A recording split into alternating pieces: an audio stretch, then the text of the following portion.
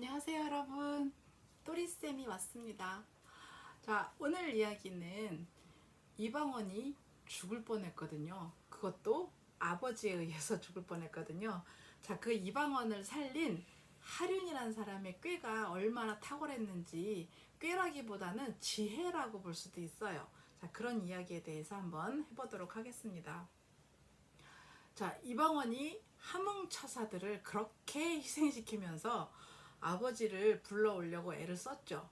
그래서 마지막으로 갔던 무학대사가 드디어 성공을 하면서 이제 아버지 이성계가 돌아오게 됐어요.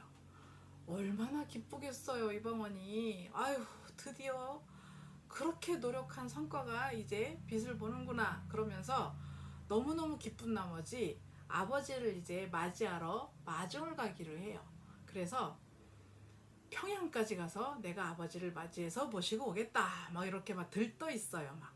그래서 막 준비를 하여라. 막 이제 그러는데 이방원 옆에는 하륜이라는 사람이 있습니다. 이제 이런 사람들, 그러니까는 지혜를 내고 어떤 그 계획을 할 때도 이것이 잘 될 것인가 이런 것들 다 따져보고 이런 사람들을 책사라고 합니다. 그러니까 이방원, 그러니까 모든 왕들은 책사들을 두고 있어요. 그러니까 본인의 판단 같은 것도 어찌 보면은 좀 미숙할 수도 있고, 자, 다른 생각할 수도 있고, 그러니까 어떤 방면이든 학문이든 어떤 방면이든 간에 좀 해박한 지식이 있거나 해안이 있거나 뭐 이런 사람들을 책사로 이렇게 채용을 해요.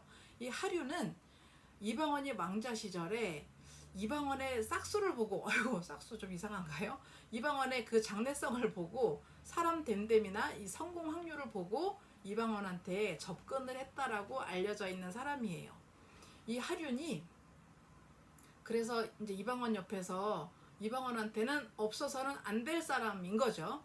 이 하륜이 딱 보니까 이방원이 너무 들떠 있어요. 그런데 이성적으로 딱 보면 이방원이 아버지를 그렇게 막 효도하면서 모시고 싶어 하는 그런 마음은 알겠으나 상대적으로 이성계는 어떻게 생각을 할까? 그거는 참 모를 일이에요.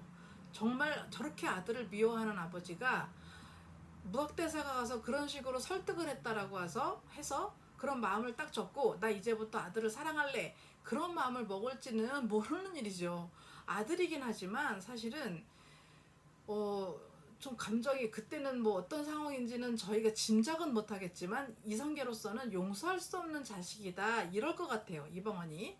자, 그러니까 하륜 입장에서는 돌아오는 이성계가 그닥 반갑지는 않아요. 그리고 안심을 할 수가 없죠. 그래서 이방원에게 충고를 합니다. 전하, 마중을 나가는 건 좋고 아버지가 반가운 건 좋으나 준비를 좀 하시지요. 어떤 준비를 해야 될까? 자, 일단은 용포 속에, 그러니까 임금이 입는 그 옷 속에다가 갑옷을 좀 입으시지요. 아유, 예끼 사람. 아버지를 지금 뭘로 보고, 아무리 아버지가 나한테 화가 났다 하더라도 설마 아버지가 자식인 나를, 조선의 현재 임금인 나를 설마 죽이기라도 할까봐? 그러니까 하륜이 그러지는 않겠지만 그래도 사람이 준비를 좀 하는 것은 나쁘지 않습니다. 제 말을 좀 들으십시오. 이방원은 여태까지 이렇게 이제 해온 일들 중에 하륜의 말을 들어서 해가 된 적은 없다라는 거죠. 그래서 그래 뭐 입는다고 해서 뭐 그래서 이제 용포 속에다 갑옷을 입어요. 자, 한 가지 더 있습니다. 또 이번엔 뭔가, 자, 아버지를 맞이하면 저기까지 말 타고 가서 말 타고 오는 아버지를 맞이해서 아버지 어서 오세요 그리고 같이 갑시다 이렇게 오는 것은 좀 모양새가 그죠. 그러니까 뭐 천막도 크게 치고 여기에서 이제 오시느라고 허기가 졌을 수도 있고 시장할 수도 있으니까 음식도 좀 준비를 하고 술도 준비하고 얘기도 좀 나누고 이러면서 천천히 같이 돌아와야 격에도 좀 맞고, 그죠? 그러니까 이제 그런 준비를 이제 한 거예요. 그러려면 큰 천막이 필요하잖아요.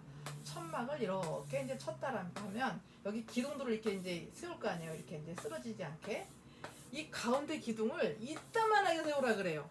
그러니까 옆에 있는 기둥보다 훨씬 크게 사람이 가려질 정도로 그 정도로 크게 세우라고 해요.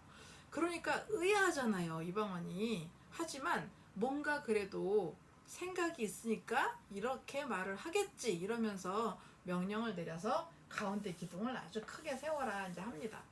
그리고 이제 마중을 가요.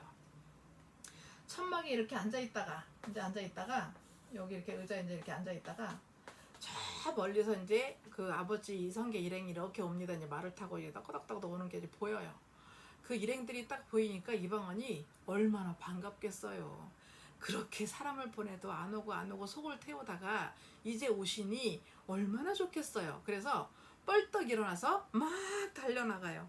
아버지 오십니까? 이러면서 이제 막 나가니까 이성계는 그동안에 오면서 어떻게 했냐면 내가 저 아들놈이 밉긴 하지만 기왕에 이렇게 돌아가기로 마음을 먹었으니 용서를 하리라. 이쁘진 않지만 그래도 용서는 하겠다. 이렇게 마음을 막 다잡고 막 그렇게 내려오는 거죠. 아이고 그놈 그러다가 아이고 그래도 기왕에 왕이 되었으니 이러면서 이제 막 다잡고 내려오는데 이방원이 막 용포자랑을 휘날리면서 막 이렇게 달려 나오니까 그 얼굴을 보는 순간 정도전 얼굴도 지나가고 방석방번의 얼굴도 휙휙 지나가고 강씨 부인도 지나가고 막 그런 거예요. 그게 막 휙휙 지나가니까 다시 꾹꾹 눌렀던 이 분노가 다시 막 올라온 거예요. 저놈이 내가 제일 사랑하는 사람들을 막 그리고 지가 결국은 왕이 됐어? 그렇게 생각이 든 순간 참을 수가 없는 거예요. 그래서 화살통이 이렇게 무인들은 원래 몸에 아예 화살통을 지니고 다니는 경우가 많아요. 화를 탁 꽂고 화살통에서 화살을 하나 딱 꺼내가지고 순식간에 매겨서 이거 빵 쏴버린 거죠. 그러니까 이방원 입장에서도 참 설마 아버지가 나한테 그렇게 화살을 쏘거나 칼을 쓰거나 이런 일을 하리라고 생각도 안 한 거예요. 설마. 그런데 부지불식간에 순식간에 화살이 딸 날라오니까 이거를 뭐 피할 수도 없고 막을 수도 없고 막 어떻게 할 수도 없는 상황에서 딱 맞은 거죠. 그래서 쓰러져요. 그러니까 이성계가 멀리서 보니까 방훈이가 자기 화살을 맞고 쓰러지거든요. 이성계 활 쏘는 실력 아시죠?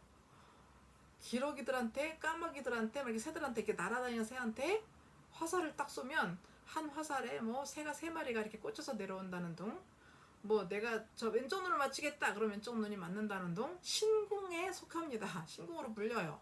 자, 그런 사람이니 그냥 막 쏴도 이성계가 이제 이방원을 맞춘 거죠. 그러니까 쓰러지는 모습을 보고 내가 저놈을 이제 이런 거죠. 얼마나 또 감정이 복잡했을까요? 미운 건 미운 건데 자식은 자식이잖아요. 그죠? 자, 그런데 쓰러졌어. 그래서 아휴 내가 그래도 내 사랑하는 그 두 아들, 어린 아들들의 원수는 갚았나? 내 평생직이 정말 큰 공신인 정도전의 원수는 갚았나? 이런 생각을 하고 이제 가까이 가서 이렇게 보려고 하는데 쓰러졌던 이방원이 일어납니다. 하륜이 뭐라 그랬어요? 임금님 입는 옷 속에다가 뭐 입으라 그랬어요? 예, 갑옷 입으라 그랬잖아요. 갑옷을 입었으니 화살을 맞았는데 그 충격에 의해서 쓰러지긴 했어요. 아유, 화살이 날아오는 속도가 있고 그 끝 뾰족하잖아요. 그러니까 박혔어도 뚫지는 못하니까 상처는 입었어도 죽지는 않은 거죠. 그래서 쓰러졌다가 이제 정신을 이제 차리고 다시 돌아오니까 일어난 거죠. 이성계가요. 아유, 그래도 저놈을 내가 그러면서 보다가 죽었는 줄 알았던 이방원이 다시 일어나니까 눌렀던 분노가 다시 또 살아난 거예요. 저놈이 그래도 안 죽어? 이러면서 이놈을 그리고 다시 두 번째 화살을 빼가지고 다시 쏜 거예요. 그런데 한 번 당하지 두 번 당하겠습니까? 그죠? 이방원이 이번에는 이 기둥 뒤로 몸을 싹 숨긴 거예요. 싹. 그래서 그 빠른 화살이 날아와서 그 큰 기둥에 팍 박힌 거예요.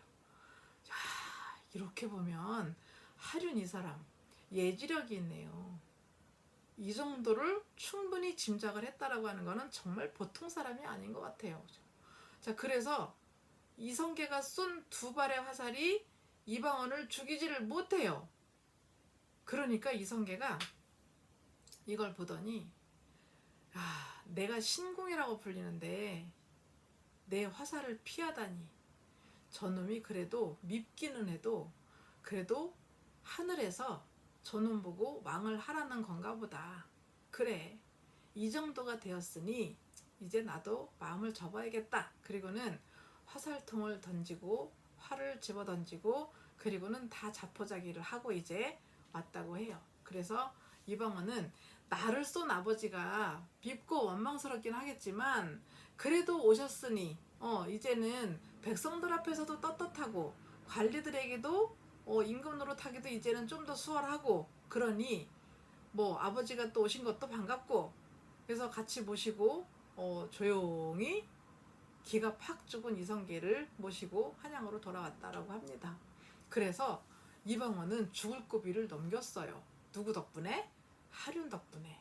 이 꽤 많은 하륜 덕분에, 이 지혜롭고 현명한 하륜 덕분에 이방원은 그래도 이렇게 목숨을 건졌고 그 다음에 훌륭한 왕이 될 수 있었고요. 그리고 더 훌륭한 아들을 이렇게 뒷바라지를 잘해서 아주 조선의 유명한, 조선 하면 딱 떠오르는 왕이 아들로 이렇게 태어나서 잘 왕노릇을 할 수 있도록 하는 그 뒷받침을 다 할 수가 있었습니다. 요때 이방원이 죽었더라면 세종대왕이라고 하는 걸출한 조선의 그 성왕이 태어날 수 있었을까? 그러니까는 그 성왕으로 이렇게 될 수 있었을까라는 의문도 하게 됩니다. 자, 오늘 이방원이 잘 살아났어요. 하륜 덕분에. 자, 오늘 이야기는 어떻게 들으셨나요? 재미있으셨나요? 재미있으셨다라고 생각을 하고 좋아요, 구독도 잊지 않으실 걸로 믿고 오늘 이야기를 접겠습니다. 감사합니다. 잘 들어주셨으니 다음 시간에는 또 더 재밌는 이야기를 가지고 찾아뵙도록 할게요. 여러분들 감사합니다. 고마워요. 다음 시간에 봐요. 안녕.